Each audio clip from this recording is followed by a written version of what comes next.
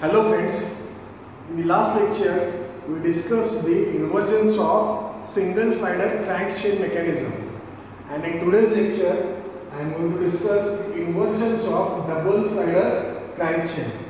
Double slider means this mechanism contains two turning and two sliding pairs. जसे की आपण पहिल्यांदा बघितलं होतं इन्व्हर्जन्स ऑफ 4 बार मेकॅनिझम, त्याच्यामध्ये काय होतं 4 टर्निंग पेअर्स होते. त्याच्यानंतर आपण बघितला inversions of single slider crankshaft, त्याच्यामध्ये 3 टर्निंग पेअर्स आणि 1 स्लाइडिंग पेअर होता. आता आपण बघतोय inversions of double slider crankshaft, त्याच्यामध्ये मिनिमम 2 स्लाइडिंग पेअर्स असतात आणि 2 टर्निंग पेअर्स असतात. ते कसं असतं ते आपण बाय मेकॅनिझम स्टडी करूया वन बाय वन. आता याच्यामध्ये बघा त्यातला फर्स्ट मेकॅनिझम आहे स्कॉच योक मेकॅनिझम. त्याची डायग्राम तुम्हाला इथे बोर्डवरती दिसते. आता याच्यामध्ये बघा काय काय एक फिक्स्ड सिलेंडर आहे, त्याच्या आतमध्ये पिस्टन काय होतंय रिसिप्रोकेट होतोय. इथं हा जो आहे ड्रायव्हिंग क्रँक आहे आणि इथे एक व्हर्टिकल स्लॉट आहे. त्या स्लॉटमध्ये हा जो पिस्टन आहे, इथे एक पिस्टन आहे, हा पिस्टन नंबर 1 आणि हा पिस्टन नंबर 2. हा जो पिस्टन आहे याच्यामध्ये अप अँड डाऊन डायरेक्शन मध्ये मूव्ह होतोय आणि हा जो पिस्टन आहे टू अँड फ्रो डायरेक्शन मध्ये मूव्ह होतोय. आता याच्यामध्ये 2 टर्निंग पेअर्स कसे आयडेंटिफाय करायचा, तर फर्स्ट हा पॉइंट ए आणि हा पॉइंट बी, या दोन्ही पॉइंटला पण टर्निंग पेअर्स आहेत. ए सोबत तो काय होतो 360 डिग्री मध्ये ड्रायव्हिंग क्रँक रोटेट होतोय आणि पॉइंट बी आणि त्या पिस्टन मध्ये एक टर्निंग पेअर आहे. अशा प्रकारचे 2 टर्निंग पेअर्स आणि 2 स्लाइडिंग पेअर्स कुठे असतील तर या रिसिप्रोकेटिंग पार्ट मध्ये हा जो फ्रेम आहे रेक्टँग्युलर फ्रेम, त्याच्यामध्ये piston up and down direction मध्ये रिसिप्रोकेट होतोय आणि या फिक्स्ड सिलेंडर मध्ये हा जो पिस्टन आहे हा रिसिप्रोकेट होतोय. म्हणजे याच्यामध्ये 2 स्लाइडिंग पेअर, 2 टर्निंग आणि 2 स्लाइडिंग. आता याचा कन्स्ट्रक्शन कसं मेन्शन करायचं तर simple, this mechanism consist of driving crank, 2 piston, fixed cylinder as shown in figure. असं तुम्हाला कन्स्ट्रक्शनमध्ये मेन्शन करावं लागेल. सेकंड काय सांगितलं तुम्हाला काय मेन्शन करायचं आहे, त्याच्यामध्ये जे काही तुमचे पेअर्स आहेत, कोणकोणते पेअर्स आहेत तर 2 pairs. It consist of 2 turning and 2 sliding pairs. आणि थर्ड स्टेटमेंट काय आहे, दिस मेकॅनिझम इज यूज्ड. याच्यामध्ये बघा हा रोटरी मोशन आहे. This rotary motion is converted into reciprocating motion. म्हणजे याच्यामध्ये बघा आपल्याला काय आउटपुट आहे, rotary motion is converted into the reciprocating motion, याचा आपला फायनल आउटपुट आहे. मग वर्किंग मध्ये काय सांगता येईल, वर्किंग मध्ये बघा when crank AB rotates in clockwise direction, the piston B reciprocates inside the frame and at the same time this piston reciprocates inside the fixed cylinder. हे फक्त तुम्हाला वर्किंग मध्ये मेन्शन करावं लागेल. सिंपल पार्ट आहे construction आणि working. हा first आपला स्कॉच योक मेकॅनिझम. नेक्स्ट आणि सेकंड याच्यामध्ये पार्ट इलेक्ट्रिकल ट्रॅमल. ओल्ड डेज मध्ये जसं तुम्ही ग्राफिक्स मध्ये स्टडी केलेला आहे, इलिप्स तुम्हाला ड्रॉ करायला सांगत होतं. त्याच्यामध्ये इलिप्स ड्रॉ करत असताना तुम्हाला काय देत होते, मेजर ॲक्सिस आणि मायनर ॲक्सिस तुम्हाला देत होते. तर तुम्हाला टाइप्स ऑफ इलिप्स ड्रॉ करण्याचे मेथड झालेले आहेत. पण ओल्ड डेजमध्ये इलेक्ट्रिकल ट्रॅमल हा जो इक्विपमेंट आहे इलिप्स ड्रॉ करण्यासाठी आपण काय करत होतो, यूज करत होतो. पण आता आपल्याकडे सॉफ्टवेअर्स असल्यामुळे या ट्रॅमलचा काही यूज होत नाही.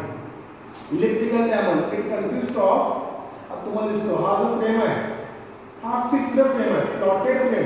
याच्यामध्ये आपण म्हणतोय हा सगळा काय आतमध्ये स्लॉट आहे. इथे एक स्लाइडर नंबर ए, स्लाइडर बी, असे 2 स्लाइडर ए आणि बी. जे काय करते एक स्लाइडर बी जो आहे कंटिन्युअसली हॉरिझॉन्टल डायरेक्शन मध्ये स्लाइड होतो आणि हा ए जो आहे continuously up and down direction मध्ये मूव्ह होतो.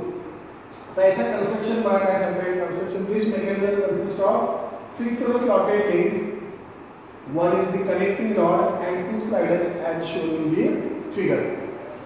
आता याच्यामध्ये सांगितलं जसे 2 टर्निंग आणि 2 स्लाइडिंग पेअर आयडेंटिफाय करायचं. पॉइंट ए आणि पॉइंट बी जो आहे याच्यामध्ये 2 टर्निंग पेअर्स असतील, कारण का तो कनेक्टिंग रॉड टर्न होतो त्याच्यावरती. आणि स्लाइडिंग पिस्टन आणि हा फिक्स्ड लिंक याच्यामध्ये तुमचं काय स्लाइडिंग मोशन आहे. मीन्स याच्यामध्ये सांगता येईल it consist of 2 turning and 2 sliding pairs. आणि सेम इथंच काय सांगता येईल, rotary motion is converted into reciprocating motion. आणि वर्किंग काय सांगता येईल, when this slider A moves in up and down direction at the same time piston B moves in horizontal direction and any point P on that connecting rod follows a elliptical path. म्हणजे जर तुम्ही या connecting रॉडवरचा कोणताही एक point घेतला तर तो point काय करतोय, इलिप्टिकल पाथ फॉलो करतोय. तुम्हाला डायग्रामॅटिकली शो केलं आहे, तुम्हाला त्याच्यामध्ये एक्सप्लेन करायचं आहे. आता याच्यामध्ये तुम्ही बघितला A पासून P हा जो डिस्टन्स आहे आणि P पासून B हा जो डिस्टन्स आहे, हे दोन्हीमध्ये तुम्हाला व्हेरिएशन दिसतात. हा लार्ज दिसतोय, हा स्मॉल दिसतोय. जो काय लार्ज असेल तो सेमी मेजर ॲक्सिस असतो. Semi major axis. Semi major means what, जो आपला मेजर ॲक्सिसच्या हा, तुमचा मेजर ॲक्सिस सपोज 100 सेंटीमीटर असेल तर हा किती असणार, 50. आणि हा PB जो असतो तो काय असतो, semi minor axis. Minor means काय, जो तुमचा मायनर ॲक्सिस आहे सपोज 60 असेल तर हा किती येणार तुम्ही 30. अशा प्रकारे दोन तुम्हाला आहेत, scotch yoke mechanism and elliptical travel. These two are the inversions of double slider crank chain. आणखीन एक आहे ओल्ड हॅम कपलिंग, ते आपण याच्यानंतर स्टडी करूया.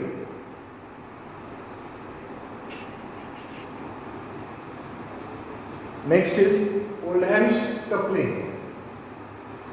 Construction of this Oldham's coupling is, this mechanism consists of driving shaft A, driven shaft B, two flanges and intermediate piece. आता याच्यामध्ये पण सेम आपल्याला काय मेन्शन करावं लागेल, दोन टर्निंग पेअर्स कुठे आहेत आयडेंटिफाय करावं लागेल, दोन स्लाइडिंग पेअर्स कुठे आहेत आयडेंटिफाय करावं लागेल. आणि याच्यामध्ये rotary motion is converted into rotary motion because rotary motion of shaft A is converted into rotary motion of shaft B. जसं आतापर्यंत आपण बघितलं rotary motion is converted into reciprocating होता, पण या केसमध्ये कसं आहे, rotary is converted into rotary motion. हा तुम्हाला फायनल आउटपुट आहे. This mechanism is obtained by fixing supporting frame as shown in the figure. कोणताही मेकॅनिझम आपल्याला पाहिजे असेल तर त्याच्यामध्ये एक ऑब्जेक्ट आपल्याला फिक्स असावा लागतो. तुम्हाला मेन्शन केलं आहे त्यासाठी हा जो सपोर्टिंग फ्रेम आहे त्याच्यामध्ये हा फिक्स आहे. हा शाफ्ट ए जो आहे इथं बेरिंग मध्ये आपण दिसतोय, की क्रॉस साइन मध्ये तुम्हाला MWM मध्ये झालेला आहे. क्रॉस साइन मीन्स काय असतं, बेरिंग. आणि शाफ्ट बी पण आपण इथे बेरिंग मध्ये होल्ड केलेला आहे. शाफ्ट ए वरती फ्लॅंज 1 आहे. फ्लॅंज 1 म्हणजे काय, सिम्पली तो एक सर्क्युलर डिस्क आहे आणि त्याच्या आतमध्ये एक डायमेट्रिकल रेक्टँग्युलर स्लॉट आहे थ्रू आउट दी डायमीटर. त्याच्या डायमीटर अलॉंग डायमीटर काय, त्याच्यामध्ये एक रेक्टँग्युलर स्लॉट आहे. सेम फ्लॅंज 2 हा शाफ्ट बी वरती माउंट केला आहे. सेम त्याच्यामध्ये पण काय डायमेट्रिकल स्लॉट आहे. ह्याच्या दोन्हीमध्ये डिफरन्स इतकाच आहे, दोन्हीमध्ये डायमेट्रिकल स्लॉट फक्त कसं आहे, प्लस साईनमध्ये आपल्याला आहे. जेणेकरून प्लस साईन असल्यामुळे आपण त्याच्यामध्ये आतमध्ये काय करू शकतोय, एक इंटरमिडिएट पीस.